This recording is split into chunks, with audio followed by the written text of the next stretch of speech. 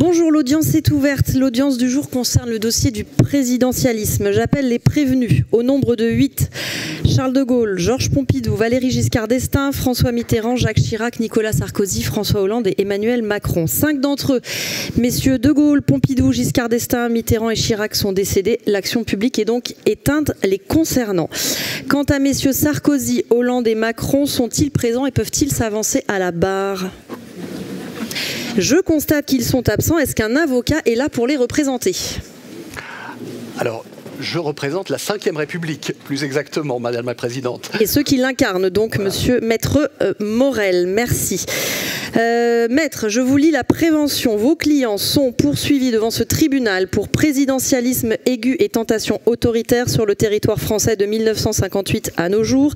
Il leur est reproché d'avoir, dans le cadre de leur fonction de président, incarné ce présidentialisme, un mode de gouvernance que les institutions de la Ve République, et là on arrive à votre sujet, rendent possible. Il appartiendra au tribunal de déterminer si ce présidentialisme, par les actions accomplies par messieurs Sarkozy, Hollande et Macron, constitue un danger pour la démocratie, si l'exercice solitaire du pouvoir qui en découle est de nature à troubler l'ordre public, menacer les fondements de notre société et à annihiler les contre-pouvoirs nécessaires à son équilibre.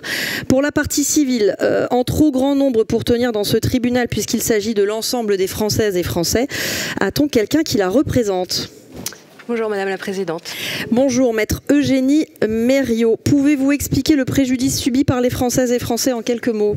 Merci beaucoup. Confiscation du pouvoir du peuple, violation de l'article 3 de la Constitution, la souveraineté nationale appartient au peuple, préjudice moral également lié aux allocutions présidentielles à outrance d'une durée de plus de 3 heures.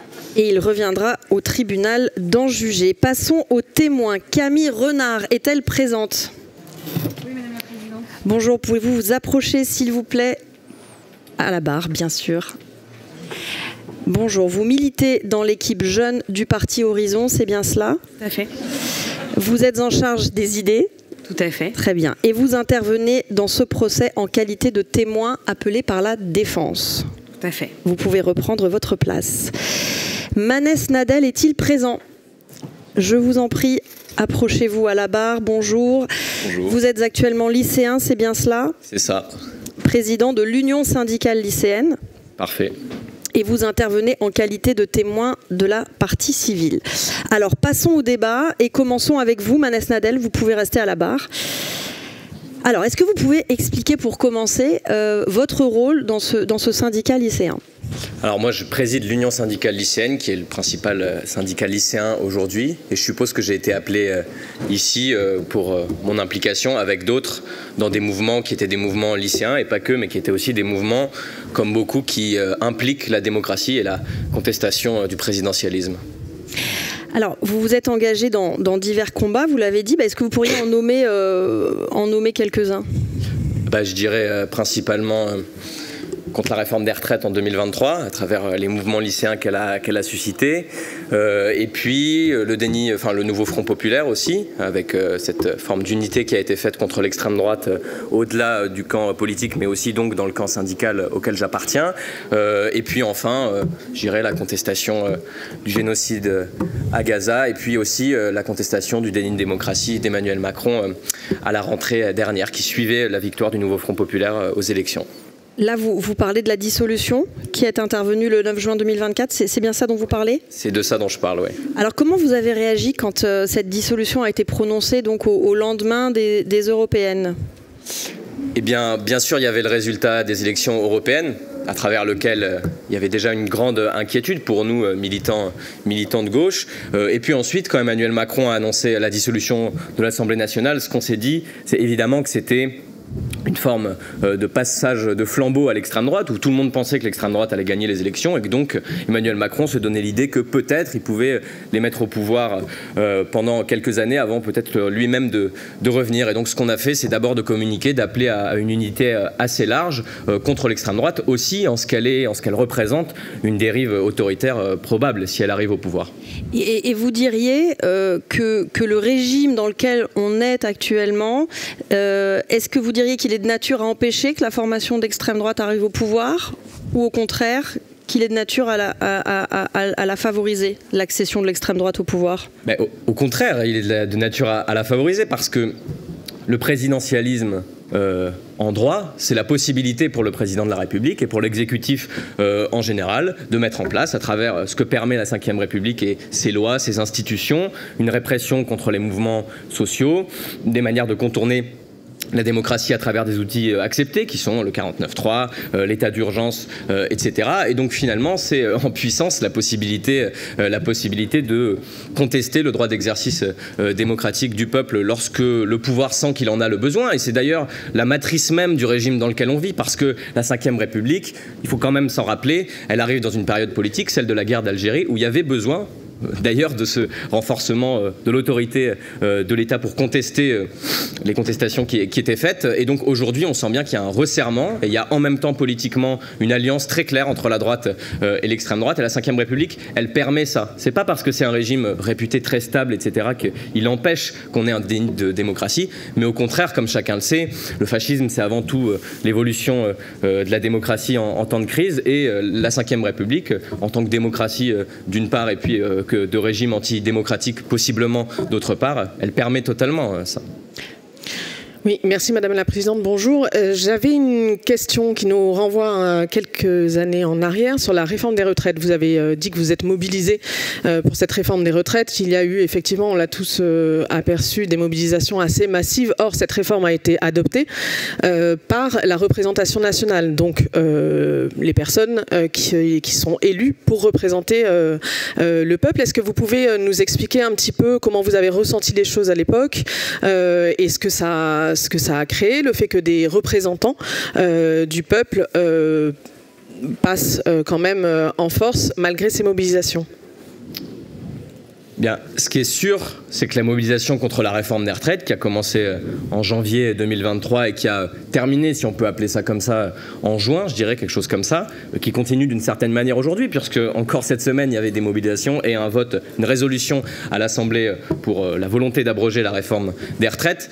Évidemment, le mouvement social contre la réforme des retraites était aussi un mouvement démocratique et aussi un mouvement de contestation de la dérive autoritaire, on peut le dire comme ça, même des gens comme Rosan Vallon l'ont exprimé de cette manière-là, d'Emmanuel Macron. La réforme des retraites, c'est une réforme contestée dans les faits par des millions et des millions de personnes, comme il n'y en avait pas eu dans ce pays depuis des dizaines et des dizaines d'années, par des jeunes, c'est-à-dire pour ce qui est de ma part des blocus, des blocages d'établissements, qui étaient aussi sévèrement réprimés parce qu'il y avait cette légitimité-là de l'action policière qui se permettait tout simplement de rentrer dans des établissements, de frapper des lycéens, tout ça parce que eux affichaient une contestation d'une réforme d'une manière certes illégale, mais qui est quand même dans une zone grise plutôt acceptée en France. Les blocages d'établissements, c'est pas né hier. Eh bien, on a effectivement senti que on vivait à la fois une régression sociale, c'est-à-dire le fait de voler 2 ans de vie à des personnes qui ne pouvaient pas se le permettre sur des motifs que tout le monde voyait bien qu'ils n'avaient aucun sens, et ce qui a permis cette répression et cette régression sociale, c'est évidemment un pouvoir qui n'avait quasiment aucun contre-pouvoir en face. Même la rue, dans ce cas-là, n'a pas réussi à être contre-pouvoir. Et il faut nous-mêmes qu'on en fasse le constat. Et de même, l'Assemblée nationale a été tout à fait bafouée par le fait que la réforme des retraites est passée au forceps. Et ça, c'est pour dire aussi qu'il n'y a pas de mouvement social sans mouvement démocratique, et ça ne sert à rien de créer des divisions qui n'existent pas. Lorsqu'il y a eu la contestation de la démocratie parlementaire par le 49.3, d'Emmanuel Macron, c'est à ce moment-là que les mobilisations sociales et c'est à ce moment-là que les mobilisations de la jeunesse ont pris une forme qu'elles n'avaient pas pris auparavant. Et on pourrait dire, ah oui, les lycéens, les lycéennes n'en avaient pas forcément grand-chose à faire de ce qu'est l'Assemblée nationale ou le 49.3 ou d'autres articles qui permettaient d'écourter les débats, etc., etc.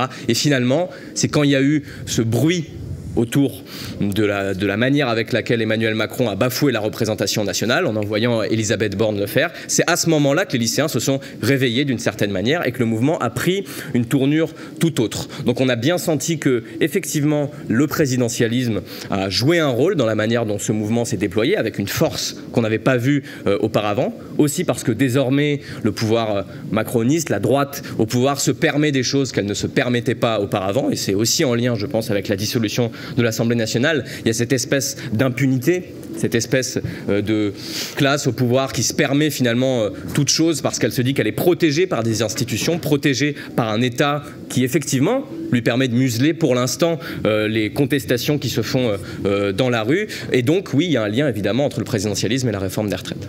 Encore une question du tribunal, allez-y. Oui, toujours sur les mêmes événements, Monsieur Nadel, en rapport avec la réforme des retraites et sa contestation.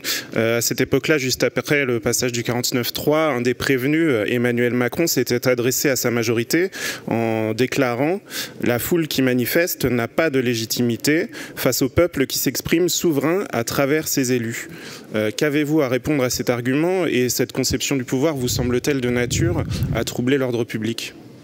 Oui, c'est une conception de la démocratie qui peut être proche de celle de César ou de Napoléon. C'est-à-dire, une fois que le peuple manifesterait par divers biais, ça peut être par les élections une fois tous les 5 ans, son approbation d'un président, alors finalement tout est permis pour le dictateur qui gouverne. C'était ça un dictateur d'ailleurs, quelqu'un qui gouvernait, à qui on avait confié un mandat qui lui permettait de faire tout et n'importe quoi pendant un temps restreint.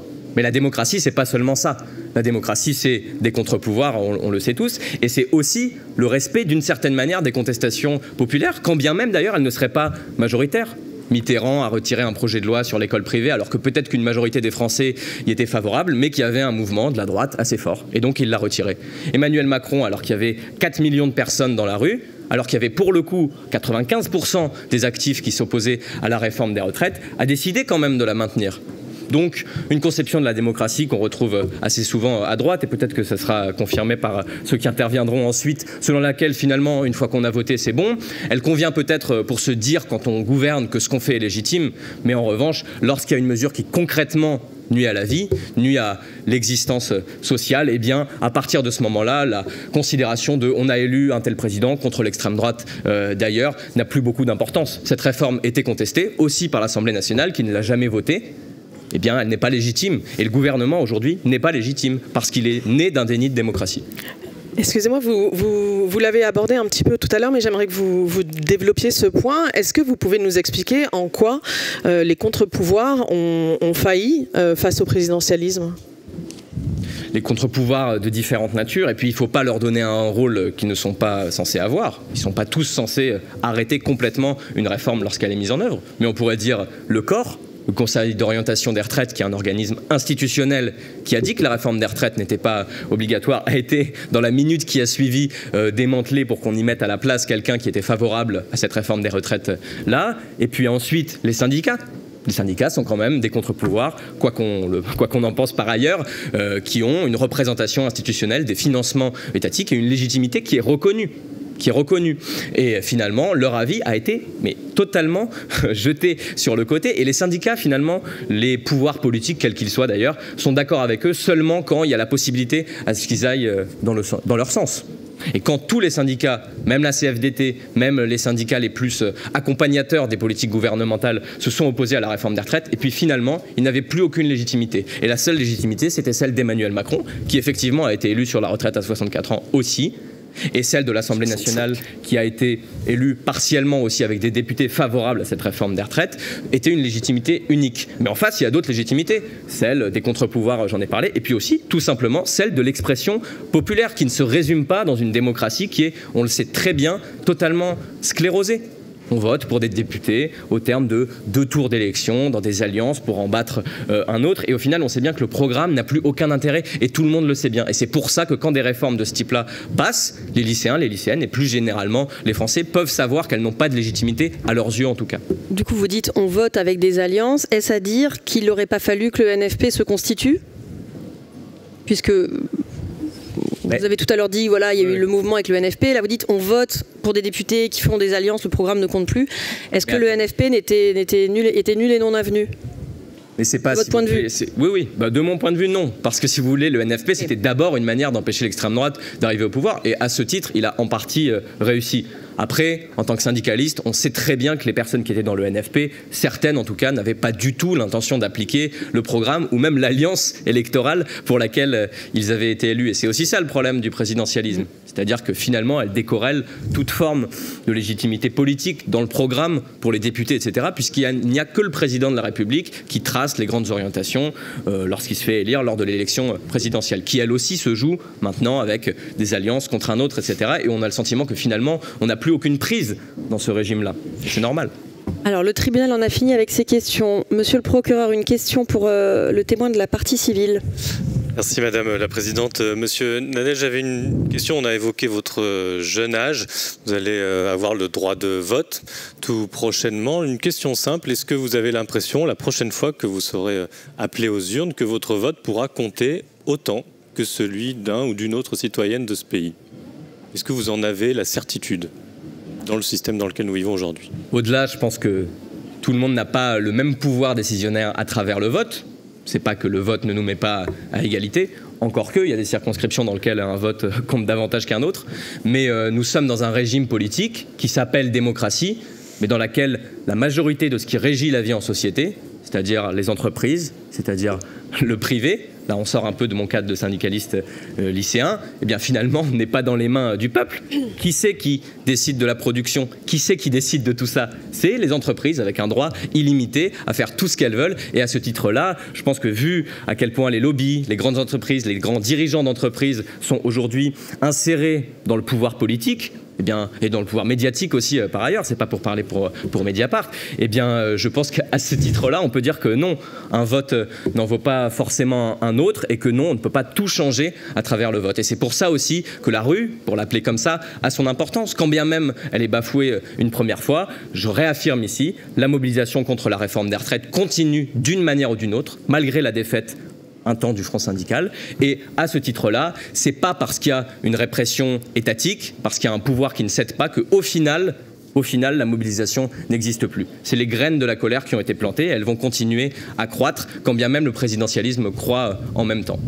On a beaucoup parlé de la question des retraites, vous étiez engagé sur cette question, mais je vous prends là comme représentant d'une jeunesse engagée. Parmi les plus grande préoccupation de cette jeunesse-là, je pense notamment à la question écologique, mais vous me démentirez peut-être. Est-ce que vous pensez, en quelques mots, que le système politique qui est le nôtre permet d'affronter ces défis, mettons avec peut-être des dirigeants un peu plus vertueux? Est-ce que le système dans lequel ils agissent, à votre avis, vous paraît bien équipé, entre guillemets, pour affronter ces défis-là?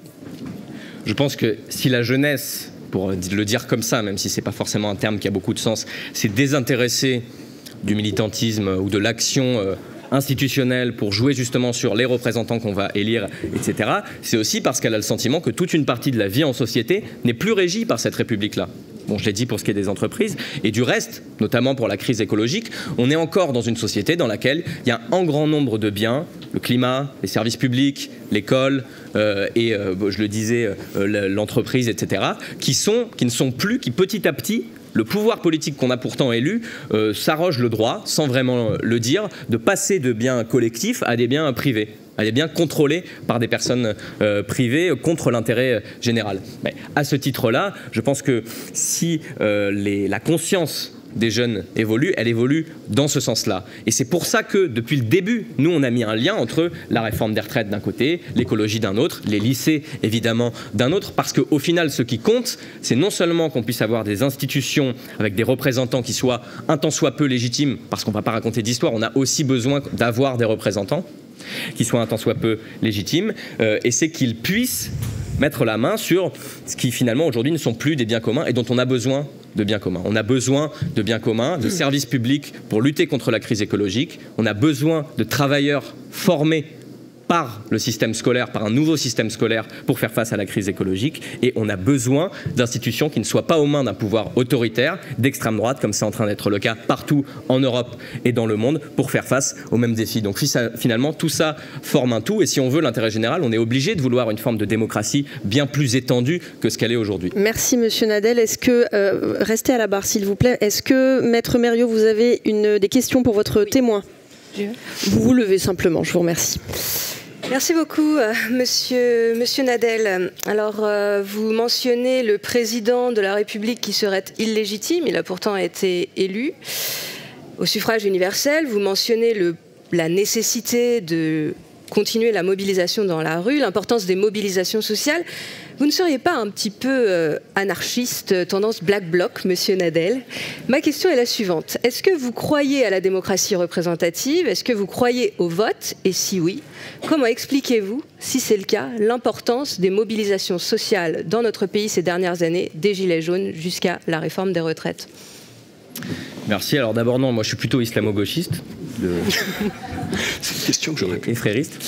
Non, pour être plus sérieux, je pense qu'il ne faut pas mettre des distinctions qui n'existent pas en réalité. Pourquoi il y aurait une distinction entre l'influence des mouvements populaires, des mouvements sociaux sur les décisions qui sont prises et par ailleurs le régime représentatif? Bon, les deux peuvent cohabiter d'une certaine manière et plus loin, j'irais jusqu'à dire que l'un ne pourrait pas exister de manière légitime sans l'autre. C'est parce qu'on a des représentants qui pourraient finalement fléchir face à des mobilisations populaires que, dans un sens, il reste aussi légitime à nos yeux. Et donc, non, je n'irai pas jusqu'à dire que le vote n'a aucun intérêt. Aujourd'hui, effectivement, les institutions régies par le vote ne régissent pas toute la société, comme je l'ai expliqué tout à l'heure.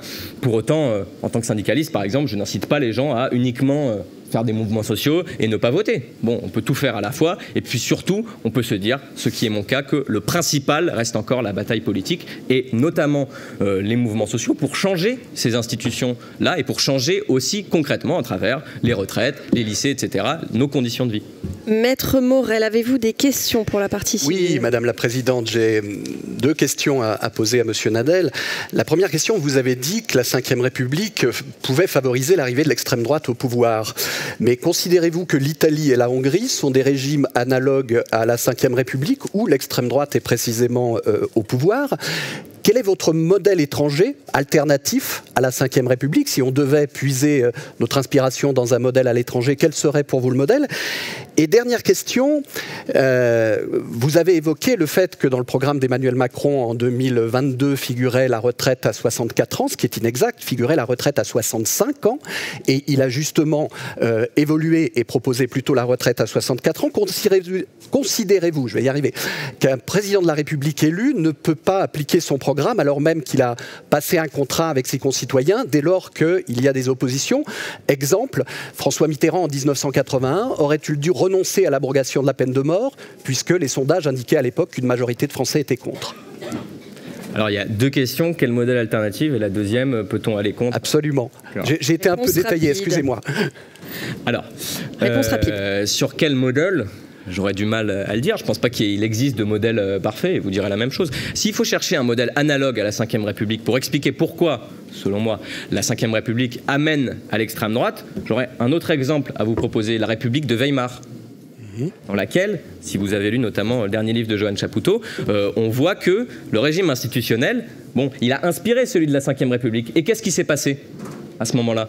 Une répression des mouvements populaires qui existaient à l'époque, et puis finalement une division du front politique, je vous en parlais, qui lui n'a même pas été capable de s'unir, et au final, qu'est-ce qui s'est passé? Une alliance entre les gouvernants qui ne prétendaient pas être d'extrême droite et l'extrême droite, c'est-à-dire ce qui est devenu ensuite le nazisme. Bon, dans ce cas-là, je pense que quand on a un régime qui est aussi analogue, et je n'irai pas dans le détail, mais je pense que ce qui est dit ici pourra être vérifié par chacun à la Ve République, on peut se dire légitimement qu'il y a un risque. Effectivement, il y a un risque de l'arrivée au pouvoir de l'extrême droite, et celui-ci est imminent. Et ce que disait, je crois, Marx, c'est que l'histoire ne se répète pas à chaque fois, mais quand elle se répète, c'est plutôt sous un tragique, je crois, ou quelque chose comme ça. Farce. Tragique devient farce. Farce. Devient farce, voilà. La réponse à la deuxième question.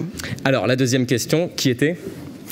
Qui était le programme devant nos concitoyens, oui, et le fait de ne pouvoir l'appliquer ou non. Ben oui, mais en fait, on pourrait, comme il n'y a pas de bonne réponse, on pourrait aussi poser une deuxième question. Est-ce qu'un président peut gouverner contre son peuple? Voilà. Merci Manès Nadel, vous pouvez retourner vous asseoir. Alors pas d'applaudissements dans un tribunal pour préserver la sérénité des débats, je vous remercie. Camille Renard, veuillez vous approcher à la barre. Merci Madame la Présidente. Alors est-ce que vous pouvez expliquer votre rôle au sein du parti Horizon pour commencer? Bien sûr, je suis militante chez les Jeunes Horizons. J'ai été chargée par Marine Cazard, qui est la chef de notre mouvement, de m'occuper des idées. Et donc avec un certain nombre de jeunes, on écrit des notes, on propose des idées, on aide le polydé du parti et on fait entendre la voix des jeunes à la fois au sein du parti et au sein, je l'espère, du débat public. Et dans ce parti, vous diriez que les jeunes de votre parti, le groupe avec lequel vous militez, est attaché au régime de la Ve République ? Je le dirais complètement. Nous sommes extrêmement attachés à la Ve République. Nous y sommes attachés évidemment parce que c'est un régime stable, parce que c'est un régime bien fait, parce que c'est un régime qui est le résultat de notre histoire, qui répond, qui est parfaitement calqué sur ce qu'est la France. On y tient parce que vous disiez tout à l'heure, c'est un régime qui rend possible le présidentialisme. Mais il ne le rend pas obligatoire. Il y a une myriade de façons de faire de la démocratie au sein de la Ve République, de la démocratie directe, de la démocratie indirecte. On a évidemment des présidents qui sont très forts, élus directement par le peuple et qui leur donnent une légitimité quasi inégalable. Mais on a aussi, et on pourra en discuter j'imagine au cours des questions, un Parlement qui a énormément de pouvoirs de contrôle qui n'ont eu de cesse d'être renforcés. On a une justice qui est très forte et indépendante, et ça déplaît parfois au gouvernement, mais la justice est vraiment indépendante dans notre pays et c'est une chance. J'espère d'ailleurs que ce tribunal sera réellement indépendant et rendra un jugement juste et impartial. Donc oui, je crois que c'est un bon régime et discutons-en, mais je crois que c'est un bon régime. Alors je rebondis déjà sur ce que vous dites, vous parlez de justice indépendante, mais on a aussi dans ce pays des ministres qui expliquent comment la justice doit juger. Je ne les citerai pas dans ce tribunal, mais est-ce que ça c'est pas de nature à mettre un coup de canif dans le contrat de cette Ve République, de la séparation des pouvoirs, de tout ce qui forge notre démocratie? Les ministres ont deux rôles.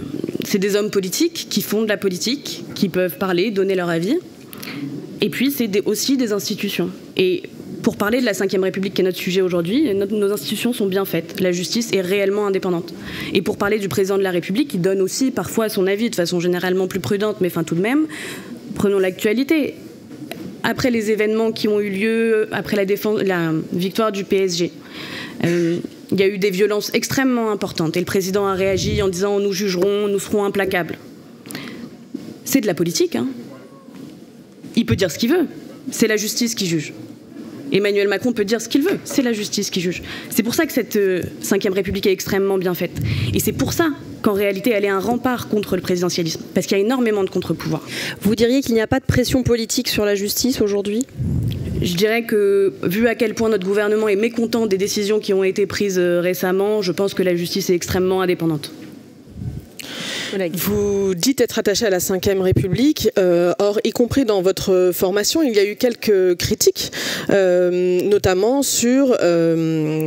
comment pourrait-on la qualifier au sein de ce tribunal? Le fait que le président de la République, de temps en temps, aille sur les prérogatives de son Premier ministre. Est-ce que, de temps en temps, étant un euphémisme, est-ce que vous pouvez un petit peu nous expliquer comment vous percevez ce que d'aucuns qualifient de dévoiement du rôle présidentiel et ce qui pourrait être fait, puisque vous êtes en charge des idées, pour que cela cesse?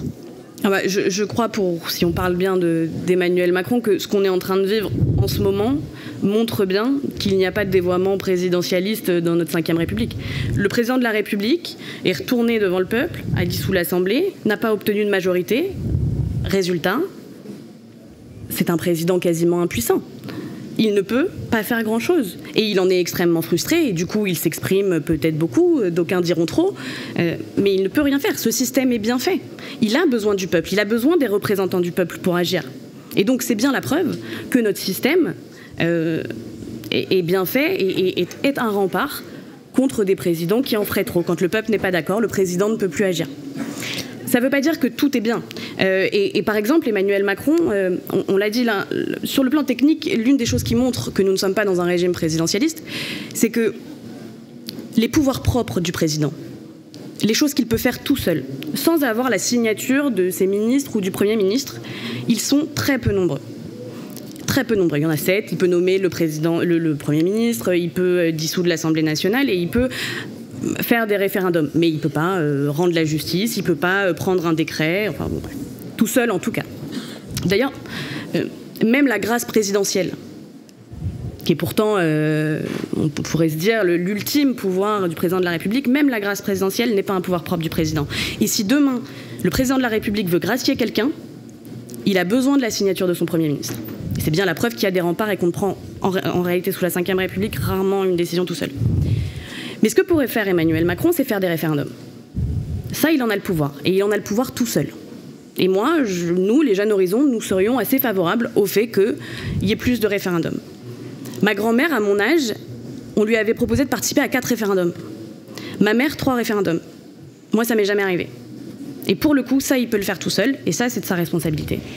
Et quel type de conclusion devrait-il tirer? Quel acte devrait-il faire, ce président de la République, s'il convoque un référendum dont la réponse va à l'encontre de la politique qu'il propose?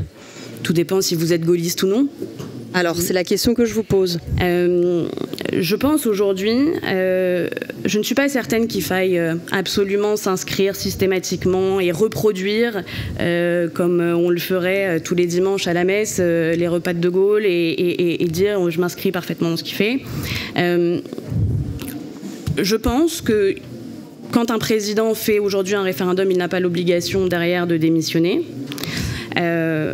En revanche, à mon avis, le président Emmanuel Macron doit se tenir à son rôle de président de la République, et pour le coup, il le fait en réalité jusqu'ici assez bien, et laisser le gouvernement gouverner en lien avec l'Assemblée nationale. Pardon, je repose ma question. Si le résultat d'un référendum qu'il convoque est contraire à la politique qu'il veut mener et qu'il propose, s'il ne démissionne pas, alors comment doit-il agir pour acter une défaite à un référendum, ou en tout cas une réponse qui n'est pas celle que lui aurait souhaité? Pas de démission? Pas forcément de démission, il est absolument libre de démissionner ou pas, de se mettre en retrait ou pas. Donc un référendum non contraignant, pour comprendre votre pensée, un référendum non contraignant. C'est un référendum non contraignant. Et pour filer ma pensée, cela n'empêche pas, peut-être dans ce cas-là, s'il y voit une débâcle personnelle, en réalité, voir une débâcle personnelle dans le fait de perdre un référendum, c'est aussi une déformation un peu démago de quelqu'un qui pense que tout est tourné contre lui et qu'il est la seule personne qui est en question. Donc il faut quand même faire attention à ça. Mais un intermédiaire serait, à mon avis, de dissoudre l'Assemblée nationale pour redonner la parole au peuple. Nous avons vu tout à l'heure un exemple avec le précédent témoin de problématiques, notamment dans un cas de mobilisation sociale, de problèmes que pose le présidentialisme et le fait que une mobilisation, le peuple, les syndicats, des contre-pouvoirs ne soient pas entendus. Est-ce que, à contrario, vous auriez en tête, pour que le tribunal soit pleinement informé, d'une situation, d'un exemple où le présidentialisme a été positif ? Encore une fois, je ne suis pas absolument convaincue qu'on soit dans un régime présidentialiste. En revanche, si vous parlez d'exécutif fort, je pense que globalement, en situation d'urgence et en situation de crise, il est important d'avoir un exécutif fort. Et on l'a vu, notamment par exemple pendant la crise Covid, quand il faut prendre des décisions de façon extrêmement rapide, et ben dans ce cas-là, un exécutif fort fonctionne très bien. Par ailleurs, le fait d'avoir un président fort, c'est aussi, par exemple, dans des négociations internationales, un atout d'avoir quelqu'un qui est capable d'incarner, de parler au nom de la République française et de s'exprimer pour défendre les intérêts de notre pays. Je dirais comme ça. Oui, Madame Renard, tout à l'heure, Manès Nadel a qualifié notre système politique de démocratie sclérosée en parlant du fait que les mouvements sociaux et les corps intermédiaires n'avaient pas été écoutés au moment de la réforme des retraites. Vous-même, si je comprends bien, évoquez le fait qu'on ne consulte pas suffisamment le peuple à travers des référendums. Est-ce que vous partagez d'une certaine manière ce constat ou cette idée d'une démocratie en mauvaise santé ? Si on parle de démocratie en parlant de notre régime, je n'irai pas jusque-là. Sur les corps intermédiaires, on parlait du corps tout à l'heure, on parlait des syndicats. Je crois d'ailleurs que le corps vient de dire qu'il faudrait sûrement repousser l'âge de la retraite. J'ai lu en diagonale le titre d'un article, mais moi je veux bien voilà. Il faut évidemment voilà. Non, est-ce que notre démocratie est en mauvaise santé? Moi, je pense que beaucoup ont abdiqué. Beaucoup des gens qui sont des contre-pouvoirs, beaucoup des gens qui pourraient rééquilibrer le système ne le font pas. Notre Parlement a énormément de pouvoir de contrôle. Pourquoi ils ne s'en saisissent pas plus? Donc, oui, je dirais que notre démocratie est peut-être un peu fatiguée, oui. Sclérosée, vous allez loin. Monsieur le procureur, une question pour... oui, Madame la Présidente, plusieurs, si vous le permettez. Madame Renard, j'ai été frappé par la formule que vous avez utilisée. Vous avez dit que la Ve République était calquée sur ce qu'est la France. J'avoue que ça m'étonne un peu. La France est précisément connue pour être un pays ayant accumulé les constitutions depuis la Révolution française. Peut-être est-ce une question de longévité, mais alors pourquoi ne pas regarder du côté de la Troisième République qui nous a légué des grandes lois, qui se trouvent même dans le bloc de constitutionnalité et qui sont issus d'un régime qui, pour le coup, n'avait rien de présidentialiste ou qui ne consacrait pas un exécutif fort, comme vous le dites, avec euphémisme. Donc, pourquoi est-ce que la Ve République représenterait plus la France qu'un autre régime? On peut organiser la compétition entre la 5e et la 3e. Je pense qu'à la fin, la 5e gagnera en longévité. En tout cas, je l'espère. Je crois que notre pays a une longue histoire qui commence avant la Révolution, et je crois que tout ça est ancré en chacun de nous. Je suis absolument convaincue qu'en France, on aime les hommes forts. On aime bien avoir quelqu'un qui prend ses responsabilités. On aime bien avoir quelqu'un s'il vous plaît, qui parle au nom de tous. Et on le voit évidemment dans l'élection du président de la République, mais on le voit aussi dans nos partis politiques, à gauche comme à droite. Les plus à gauche de l'hémicycle ont Monsieur Mélenchon, qui est un homme fort, qui explique à chacun comment il faut se comporter. Ça a été documenté par des gens très doués. Et nous, chez Horizon, nous avons un homme que nous suivons et à qui nous faisons confiance. On pourrait faire la liste comme ça. Et d'ailleurs, on voit bien que certains partis, quand ils perdent leur homme fort, ils ont un peu de mal. Pourquoi? Parce qu'en fait, nous sommes tous Français, de gauche comme de droite, et nous aimons avoir quelqu'un qui incarne. Voilà. Je pense que c'est comme ça.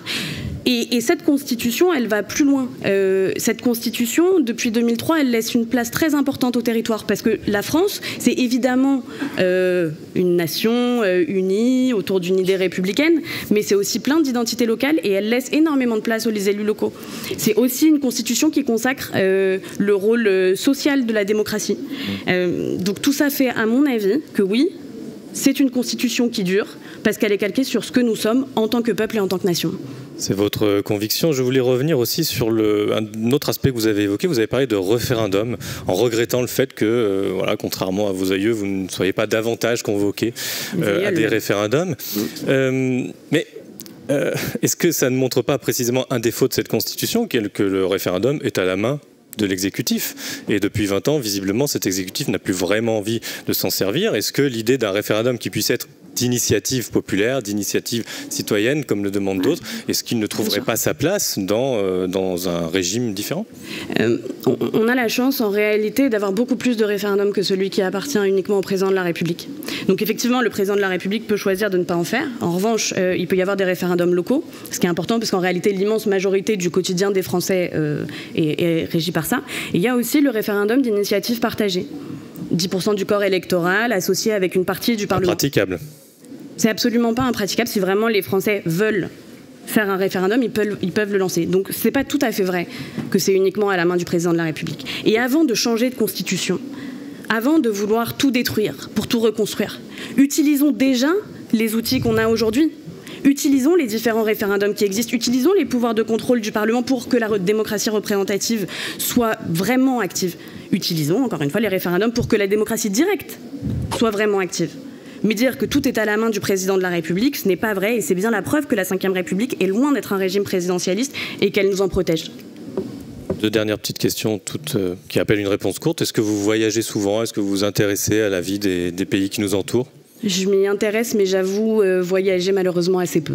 Est-ce que les pays qui nous entourent, qui ont des systèmes différents du nôtre, vous semblent en proie à l'instabilité, au chaos? Non, mais en revanche, je pense qu'aucun régime n'est parfait, qu'encore une fois, le nôtre nous va bien parce qu'il est calqué sur ce que nous sommes, et aucun régime étranger ne protège contre des dérives, notamment un basculement à l'extrême droite qui, moi, personnellement, me fait beaucoup plus peur qu'autre chose. Merci, monsieur le procureur. Maître Morel, une question pour votre témoin. Oui, Madame Renard, vous avez parlé des différentes évolutions de la Ve République. La Ve République d'aujourd'hui n'est plus celle qu'elle était à l'origine. Et je voudrais savoir, dans les différentes évolutions qu'elle a pu connaître, je pense en particulier à celle concernant la durée du mandat présidentiel, si toutes ces évolutions vous semblent satisfaisantes ou s'il y en a certaines qui mériteraient d'être remises sur la table.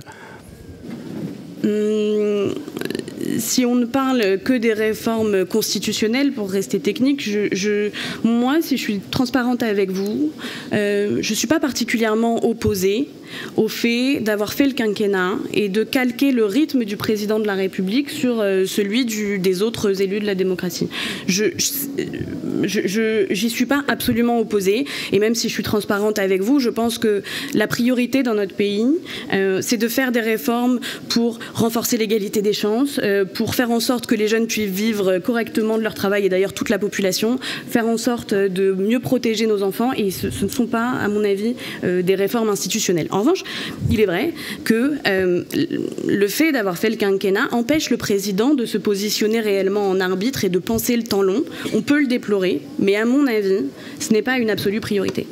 J'ajouterai autre chose, c'est de mémoire pas une réforme constitutionnelle, mais c'est un changement profond dans notre mode de scrutin, qui est la fin du cumul des mandats. La fin du cumul des mandats a été faite pour renouveler notre vie politique. Et dans l'esprit, c'est très bien. Dans l'esprit, c'est très bien. Moi, ça me pose néanmoins deux problèmes. Le premier, c'est que je n'aime pas les réformes qui consistent à expliquer aux électeurs comment ils doivent penser. Je pense que si je veux voter 5 fois d'affilée pour la même personne et que pendant 25 ans, on ait la même personne au pouvoir, et ben dans ce cas-là, c'est comme ça. Les Français sont libres. Si je veux voter pour un cumulard, je vote pour un cumulard. Si je veux voter pour une femme, si je veux voter pour une personne âgée, si je veux voter pour un très jeune dont on dira qu'il est inexpérimenté, et ben je vote pour lui et j'en suis bien libre. Et ça me pose un problème. Le deuxième problème que pose le fait de retirer le cumul des mandats, c'est qu'on a dans nos assemblées des gens moins expérimentés qu'avant. Et là, pour le coup, c'est un problème. Pourquoi ? Parce que quand on est un élu moins expérimenté, on est plus en proie à écouter ce que nous dit le président de la République quand on est du même parti que lui, ce que nous dit le gouvernement. Et il faut évidemment trouver des moyens pour faire en sorte que les jeunes aillent en politique, qu'ils soient élus, qu'ils prennent leur place, qu'ils participent au débat public. Mais on doit aussi avoir des élus qui sont capables d'être indépendants et de dire au gouvernement « bah écoute, moi, je la voterai pas ta réforme. J'ai beau être du même parti que toi, je la voterai pas. » Et le type qui est maire depuis 20 ans, qui a été élu pendant 30 ans, qui connaît son territoire, qui est ancré dedans, et ben là, pour le coup, vous faites quelque chose contre le présidentialisme parce que lui, vous n'allez pas lui expliquer. Vous n'allez pas lui expliquer. Et lui, il est en contact avec les citoyens, et s'il ne veut pas la voter, la réforme, il n'a pas besoin d'un président pour être élu, il n'a pas besoin de la tête sur son affiche du président de la République pour être élu. Et là, à ce moment-là, c'est un élu vraiment libre. Maître Mériot, avez-vous des questions pour la défense ? Oui, Madame la Présidente, j'aurais deux questions extrêmement courtes qui appelleront des réponses courtes également. Vous avez mentionné une justice en France qui est, je cite, extrêmement indépendante. La France comporte de très nombreux garde-fous. Alors, comme nous parlons des institutions, je voudrais évoquer avec vous un instant le Conseil d'État et le Conseil constitutionnel. Selon vous, Madame Renard, le Conseil constitutionnel est-il indépendant et la justice administrative, le Conseil d'État, est-il indépendant dans notre pays? Vous pourrez éventuellement peut-être nous rappeler leur composition et leur rôle. Deuxième question, Madame Renard, est-ce que si demain il y a un coup d'État qui se profile à l'horizon, par exemple par l'utilisation de l'article 16, quel garde-fou contraignant prévoit la Constitution, Madame? Soyez précise. Merci beaucoup. Vos questions sont délicieuses. Elles me rajeunissent. J'ai l'impression de repasser mon oral de droit constit d'il y a quasiment 10 ans. Alors pardonnez-moi si j'ai oublié les dates et les articles. Pardonnez-moi si je ne saurais décliner précisément quelle est la composition du Conseil constitutionnel qui, de mémoire, comporte 9 membres nommés à la fois par le président de l'Assemblée nationale, le président du Sénat, enfin, on peut continuer. Encore une fois, donc le Conseil d'État est-il indépendant? Pas moins que d'autres juges, je le pense. Ce sont des fonctionnaires nommés à vie qui n'ont pas le droit de conseiller en même temps qu'ils jugent. Tout ça ne me pose pas de difficulté absolue. Sur le Conseil constitutionnel, de la même façon, je pense qu'il est absolument indépendant. Et d'ailleurs, il fait beaucoup de choses qui déplaisent au gouvernement. À la fois des petites choses qu'on voit assez peu, en considérant que ce sont des cavaliers législatifs des choses qui, pour le gouvernement, n'en sont pas, et parfois en faisant des choses beaucoup plus importantes.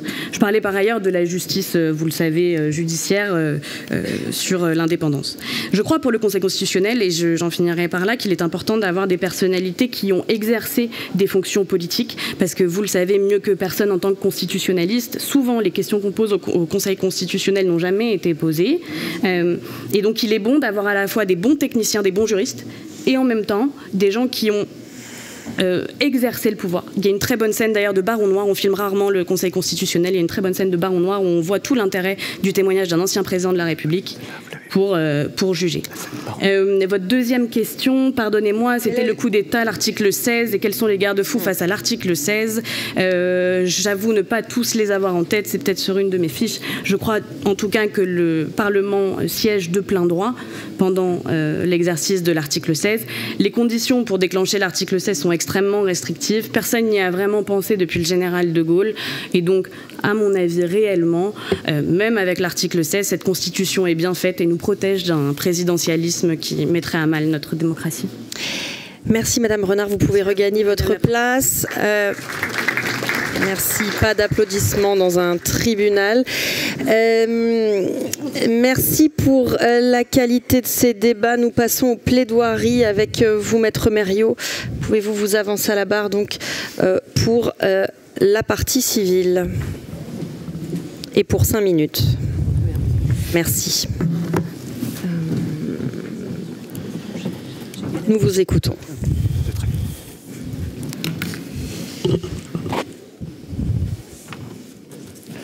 Tout ce qui est constitutionnel est démocratique, déclarait Madame Elisabeth Borne à la télévision lors d'une interview relative au passage via l'article 49 alinéa 3, via l'article 44 alinéa 3, via l'article 47-1 de la Constitution, de la réforme des retraites en violation manifeste de notre texte fondateur. Tout est là. Tout ce qui est constitutionnel est démocratique.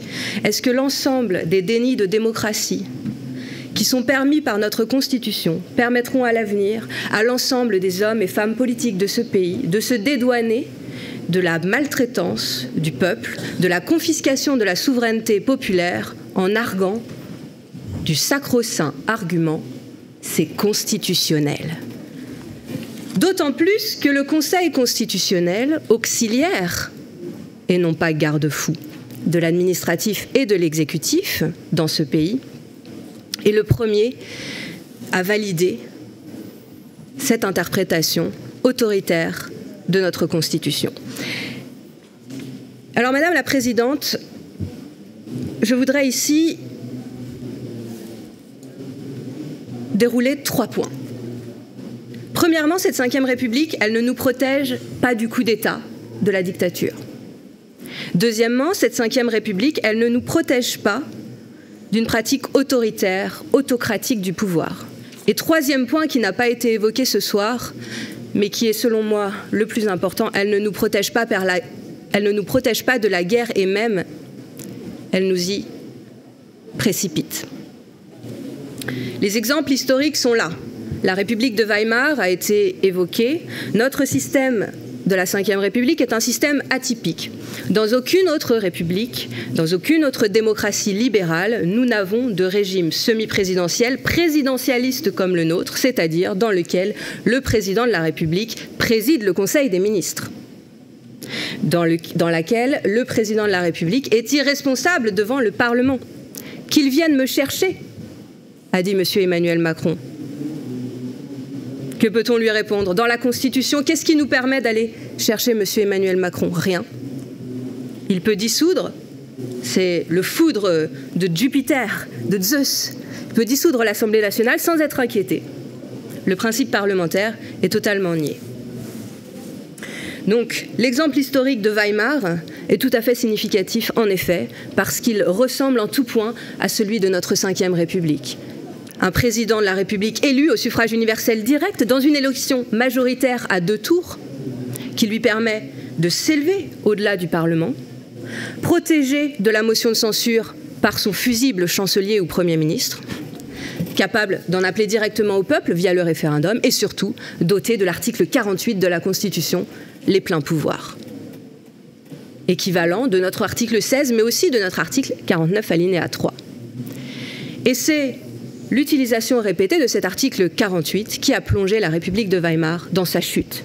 Autre exemple historique, beaucoup plus proche de nous, la Russie de M. Vladimir Poutine. En 1993, lorsque Boris Eltsine fait sortir l'URSS du communisme,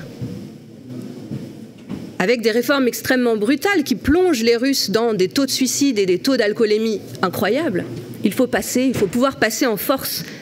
Et quel est le modèle qui inspire Boris Eltsine? Il dit « Je veux la Ve République du général de Gaulle ». Et c'est le texte qui existe aujourd'hui en Russie, qui fait que les Russes ne sont protégés ni du coup d'État, ni de la dictature, et ni de la guerre. Ils y sont maintenant.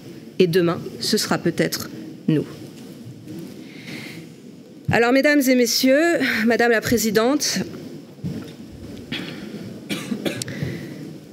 au regard des éléments exposés par nos témoins, la Ve République est ce régime qui permet au président de gouverner contre son peuple, d'emmener un peuple qui ne le souhaite pas dans le coup d'État permanent, dans l'autoritarisme, les restrictions des libertés publiques, l'état d'urgence permanent, qui est d'ailleurs la marque de fabrique de notre régime, puisque notre régime est né 3 fois. Première fois dans l'état d'urgence en 1958, on donne les pleins pouvoirs au général de Gaulle pour réviser la 4e République, mais il vient avec la 5e République et s'érigeant en nouveau Napoléon Bonaparte, Louis-Napoléon Bonaparte, il dit « Le référendum vient d'absoudre cette violation ». Deuxième naissance, 62, référendum sur le suffrage universel direct pour l'élection du président de la République. On change de régime de la même manière. De Gaulle, Louis-Napoléon Bonaparte nous dit « Le référendum vient de m'absoudre de cette violation ». Nous sommes aussi en état d'urgence en 58 et en 62, puisque nous sommes en état d'urgence pendant 2 ans, de 61 à 63. Et troisième grand moment, l'élection de M. Emmanuel Macron, 2017. Nous sommes aussi en état d'urgence. Et M. Emmanuel Macron décide d'imprimer à la Ve République une lecture encore davantage présidentialiste, avec une violation manifeste de la Constitution le 19 juin 2024 dernier. Le 9 juin 2024 dernier, 2024 dernier, lorsque, sans procéder aux consultations qui sont requises par la Constitution, il dissout l'Assemblée nationale. En violation du texte. Quels sont les garde-fous? Qui a saisi le Conseil constitutionnel? Le Conseil d'État? Le Parlement? Aucun. Car la Constitution ne prévoit aucun moyen de s'opposer au pouvoir propre du président de la République. Alors si nous ne voulons pas terminer comme la République de Weimar ou comme la Russie de M. Vladimir Poutine, il faut dès aujourd'hui sortir de la Ve République. Merci. Merci maître. Merci. Je vais devoir finir cette audience sans public si cela continue, car pour la sérénité de ce procès, merci de ne pas applaudir. Monsieur le procureur, pour votre réquisitoire. Madame la Présidente, Mesdames et Messieurs du tribunal, il était grand temps que les prévenus soient enfin mis face à leur responsabilité collective, qui est en fait celle d'un système, vous l'avez souligné, le présidentialisme. La première raison pour laquelle il est temps de sévir contre ce système tient à l'épuisement de ses promesses. Parce qu'il y a bien des raisons de préférer d'autres arrangements constitutionnels, je ne sais pas si c'est l'objet de ce tribunal. En tout cas, il faut d'abord constater que l'actuel arrangement a failli selon ses propres critères, ceux qui sont sans cesse avancés pour le légitimer. L'illustre fondateur de ce régime, le général de Gaulle, on l'a cité à foison, a dit un jour que les Français voulaient le progrès mais pas la pagaille. Eh bien aujourd'hui, ils ont la pagaille sans le progrès. Beau bilan, Beau bilan au regard de la fameuse stabilité, de la fameuse efficacité dont ce régime est volontiers crédité par ses défenseurs. On a encore entendu ces mots aujourd'hui, comme si les Français étaient les seuls à avoir trouvé la pierre philosophale du bon régime. La stabilité, eh bien, nos institutions ne sont pas plus capables de la produire que d'autres pays. Et c'est particulièrement visible aujourd'hui. On a un pouvoir minoritaire aux commandes, sans contrat de gouvernement, à la merci d'une coalition de ses adversaires. Quant à l'efficacité, je défie quiconque de la repérer parmi tout l'ensemble des politiques publiques en déshérence. Du logement à la justice, en passant par l'éducation, la santé, ce sont des questions qu'on a évoquées avec M. Nadel, sans parler du dérèglement climatique. À quoi sert la force de gouverner de la 5e quand c'est l'inaction qui l'emporte dans ce domaine crucial ? Non seulement donc le présidentialisme ne produit plus les résultats tangibles qu'il annonce pour la majorité de la population, mais en plus il est déréglé dans son propre fonctionnement et il empêche l'avènement d'une nouvelle logique de gouvernement. Depuis la dissolution de l'été dernier, évoquée également à plusieurs reprises, on le constate avec effarement, au fond tout marchait bien tant qu'il y avait des majorités absolues. En général au profit du chef de l'État, parfois au profit du Premier ministre, jamais au profit du Parlement. Mais du moment qu'il n'y a plus de majorité, c'est la pagaille, personne n'a le mode d'emploi. Et j'insiste là-dessus, ce n'est pas seulement l'attitude ou la culture des responsables politiques individuels qui sont en cause, ce sont les dispositions même du sacro-saint texte de la Ve République qui sont problématiques. Elles ne permettent pas, ou en tout cas elles ne contraignent pas à une sortie par le haut de cette situation de pagaille. C'est bien au cœur de la salle des machines qu'il y a un problème dans les articles qui distribuent, qui répartissent les pouvoirs, et je renvoie à la démonstration de Maître Mériot. Et là où le piège se referme, Madame la Présidente, c'est que le présidentialisme a bel et bien, pendant ce temps-là, répandu un poison, même quand il fonctionnait, entre guillemets. Ce poison, c'est le goût de gouverner sans partage, avec le moins de contre-pouvoir possible. Et on a vu d'ailleurs que la témoin à décharge était bien en peine de nous expliquer comment ces contre-pouvoirs fonctionnaient réellement. S'il n'y a pas de majorité absolue à l'Assemblée, eh bien personne n'a d'intérêt à en construire une parce que tout le monde espère secrètement la reconquérir une fois le trophée présidentiel obtenu. Si un texte n'est pas assez soutenu, eh bien on passe par le 49.3, on fait un chantage à l'instabilité, on en a beaucoup parlé. Si un référendum, on a évoqué la question, ne donne pas le résultat escompté, eh bien on passe par-dessus son résultat, souvenez-vous, de 2005. Et puis si une convention citoyenne, nous n'avons pas évoqué, se révèle trop audacieuse, comme sur le climat, eh bien on jette à la poubelle le travail qu'elle a réalisé. Tout ceci a généré tant de frustration, tant de chaos politique, qu'il n'est plus saugrenu de penser que oui, l'extrême droite pourrait parvenir à l'Élysée et effectivement, comme l'ont souligné plusieurs personnes à la barre, se saisir des outils de cette Ve République pour tordre notre régime encore plus dans un sens anti-républicain, ouvertement xénophobe et liberticide. Notre régime, et ce sera ma conclusion, Madame la Présidente, n'est donc pas seulement devenu dysfonctionnel. Il ne déploie pas seulement ses vices originels, concentration du pouvoir, irresponsabilité, ainsi de suite. Ce régime est tout bonnement devenu dangereux. Dangereux parce qu'il nous rend vulnérables collectivement à une révolution nationale identitaire qui contreviendrait pour le coup, je le crois, à ce qu'est la France plus que le texte de notre Constitution. Voilà pourquoi je vous appelle, mesdames et messieurs du tribunal, à ne pas avoir la main qui tremble et afin de sauvegarder l'essentiel, le principe d'universalité des droits, l'exercice d'une souveraineté populaire qui ne soit pas fictive, eh bien je vous appelle, oui, à abolir le présidentialisme. Merci, monsieur le procureur. Alors, Maître Morel, vous avez le dernier mot pour la défense. Merci, Madame la Présidente. Je ne défends pas devant vous aujourd'hui le présidentialisme, je défends la Ve République. Parce que je considère effectivement qu'il faut faire un distinguo entre les deux et qu'il faut faire un distinguo entre les institutions telles qu'elles sont et un certain nombre de critiques qui peuvent parfois être portées non pas sur les institutions, mais sur la manière dont un certain nombre de dirigeants qu'on a pu connaître dans l'histoire de la Ve République l'exercent. Alors, si vous me permettez, je voudrais me situer dans le temps long. parce que monsieur le procureur notamment a évoqué un certain nombre d'exemples, mais qui sont tous des exemples récents.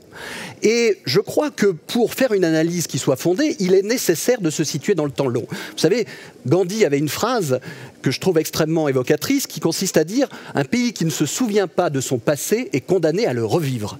Donc il faut se souvenir de son passé et il faut effectivement regarder pourquoi la Ve République correspond, comme l'a dit Camille Renard, correspond exactement à notre tempérament.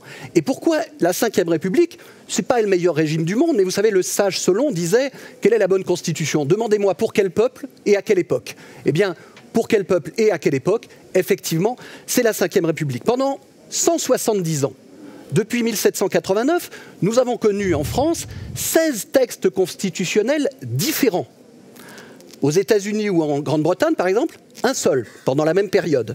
Nous sommes le seul pays du monde, je crois, pendant cette période, à avoir connu tous les régimes politiques. On les a tous faits.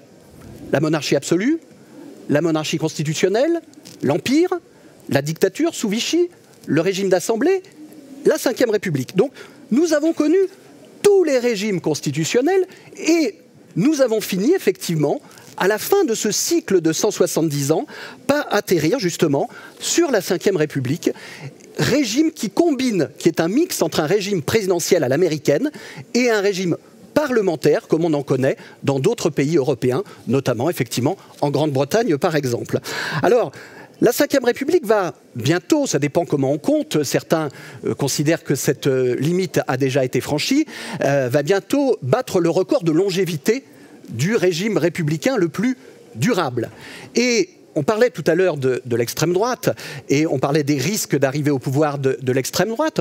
Souvenons-nous que c'est un régime parlementaire, ça n'est pas un régime présidentiel qui a voté les pleins pouvoirs au maréchal Pétain en 1940. C'est un régime parlementaire, et je vais même plus loin. Il y a heureusement 80 parlementaires qui ont voté contre, mais c'était la Chambre du Front populaire. Donc les garde-fous ne sont pas ceux que l'on croit effectivement. Et puis, on parlait de la République de Weimar, mais on omet de pointer dans l'histoire de la République de Weimar la crise économique des années 30, d'une violence absolue, et les effets du traité de Versailles que l'on connaît, qui vont bien au-delà, effectivement, du simple cadre institutionnel. La Troisième République, si je reprends mon parallèle historique, s'est illustrée par son incapacité à préparer le conflit contre le régime nazi, et la quatrième s'est illustrée, régime purement parlementaire, s'est illustrée par son incapacité à régler la crise algérienne. Alors, l'originalité de la Ve République, effectivement, c'est cette alchimie subtile entre régime d'essence présidentielle et régime d'essence parlementaire. André Malraux, lorsqu'il présentait Place de la République, la Ve République, disait « Il y a des gens qui veulent le général de Gaulle sans la République et d'autres qui veulent la République sans le général de Gaulle. Eh bien, nous voulons le général de Gaulle et la République. » Et la Ve République, c'est un chef d'État et la République, effectivement. Et ça n'est pas, de ce point de vue-là, un pouvoir présidentiel. Alors, qu'a permis uniquement présidentiel? Qu'a permis la Ve République? Elle a permis 3 cohabitations. Elle a permis 6 alternances. Elle a permis que, durant 3 législatures, on soit dans une situation où il n'y a pas de majorité absolue. Et pourtant, pour paraphraser Galilée, et pour si mauvais, je crois, excusez-moi pour l'italien, et pourtant elle tourne. Et pourtant elle tourne, elle est toujours là. Alors, il faut ne changer les règles applicables que d'une main tremblante. Parce qu'effectivement, on voit bien qu'on a un équilibre. La Ve République, pour prendre des exemples, on demandait tout à l'heure des exemples précis, Camille Renard en a donné avec la crise Covid, mais on pourrait dire le règlement au début de la crise de la Ve République, de la crise algérienne, le choix de la force de dissuasion nucléaire, l'indépendance nationale, un certain nombre de réformes de société, le choix de la construction européenne, etc., etc., et j'en passe. Tout ça a été fait, effectivement, dans le cadre de la Ve République. Alors, qu'est-ce qu'on attend d'un régime démocratique? Qu'est-ce qu'on attend d'un régime démocratique? On attend, 1, la capacité à prendre des décisions, et 2, à le faire de manière démocratique. Les deux peuvent paraître contradictoires parfois, parce qu'effectivement, la capacité à prendre des décisions peut supposer la rapidité et l'efficacité, qui n'est pas toujours aisément conciliable avec le fait démocratique. Le fait démocratique suppose de délibérer, qui n'est pas toujours conciliable avec le fait d'aller vite et d'être efficace. Il faut concilier les deux. Il peut y avoir une contradiction entre les deux, mais il faut concilier les deux, et c'est toute la force de la Ve République avec un certain nombre de mécanismes qui existent. On a parlé du 49.3, mais le 49.3 est un mécanisme démocratique puisqu'il y a un vote. On oublie qu'il y a un vote dans le 49.3, un vote de censure ou pas un vote de censure, mais il y a un vote, effectivement, et si question il y a autour du 49.3, c'est peut-être de savoir si on n'a pas restreint de manière excessive, peut-être dans un certain nombre de cas, le 49.3. On a parlé du fait majoritaire. Le fait majoritaire, alors si vous me permettez cette digression... Je permets rapidement, maître, il faut conclure. Rapidement, Madame la Présidente, rapidement. On a dans un certain nombre de pays, d'essence parlementaire, effectivement, un scrutin purement proportionnel. Scrutin purement proportionnel qui, on peut donner plein d'exemples, contrairement aux apparences, est sans doute un scrutin extrêmement antidémocratique parce qu'il donne le pouvoir, en réalité, à des petits groupes charnières. On parlait de Gaza tout à l'heure. Quand on pense au pouvoir en Israël et aux groupes religieux extrêmes, effectivement, qui sont des groupes charnières, c'est quelque chose qui est permis par le scrutin majoritaire. On parle de l'Allemagne qui n'a pas fait le choix du nucléaire et qui a parce qu'il y avait effectivement les écologistes qui étaient un groupe charnière et qui ont pesé. On parle des problèmes entre le pouvoir central et les régionalismes en Espagne parce que les régionalismes sont un groupe charnière qui ont conduit le pouvoir espagnol à céder un certain nombre de choses aux régionalismes. Et donc le fait majoritaire est quelque chose, et j'en terminerai avec les contre-pouvoirs. Conseil constitutionnel. Le Conseil constitutionnel, on peut le saisir via des questions prioritaires de constitutionnalité. C'est une petite révolution. Robert Badinter, qui a été président du Conseil constitutionnel, évoquait le devoir d'ingratitude par rapport à ceux qui l'ont nommé. Je vais vous donner un exemple très précis. On n'a jamais eu autant de décisions du Conseil constitutionnel fondées sur la liberté d'entreprendre que sous la gauche et fondées sous le droit au repos que sous la droite. C'est donc bien qu'effectivement, on a une véritable indépendance du Conseil constitutionnel. Alors, j'en conclurai, Madame la Présidente, est-ce que ce dont on souffre aujourd'hui, c'est d'un excès de présidentialisme? J'ai plutôt l'impression qu'on souffre aujourd'hui d'une incapacité à décider, d'une incapacité à pouvoir réellement agir. Et s'il y a quelque chose à changer, c'est peut-être plutôt de donner encore plus à la Ve République cette capacité à décider. Voilà, Madame la Présidente, je vous remercie. Merci, Maître Morel. Le tribunal se retire et met sa décision en délibéré à dans 2 minutes.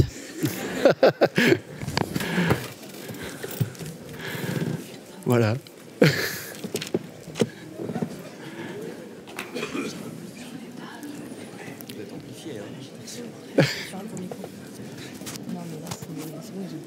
Non, on peut parler là, oui.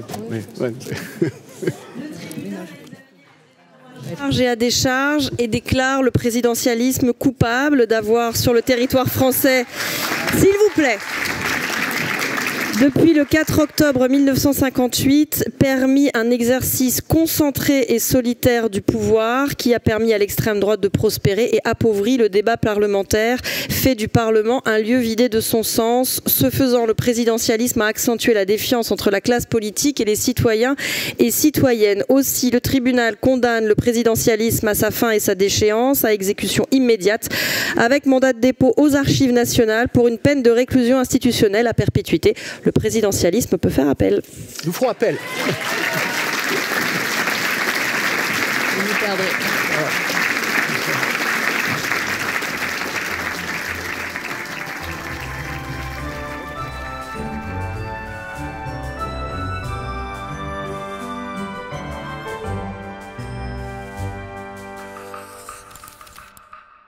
Mediapart.